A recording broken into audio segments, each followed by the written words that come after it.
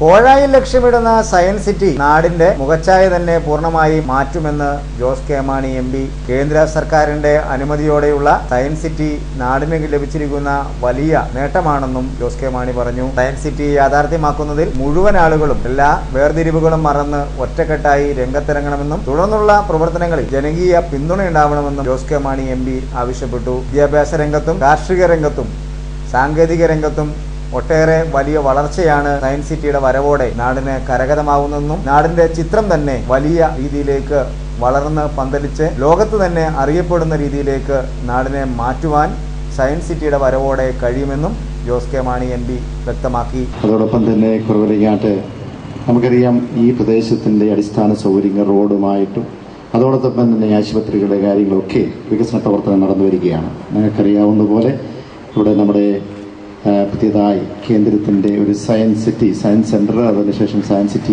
നമ്മുടെ പ്രവർത്തനങ്ങൾ, അതിൻ്റെ നടപടിക്രമങ്ങൾ നടന്നു വരികയാണ്. തീർച്ചയായും അത് വരുന്നതോടുകൂടി ഇതിൻ്റെ ആ മൊത്തമുള്ള ആ പിക്ചർ കുറവിലങ്ങാട്ട് മാറും. കാരണം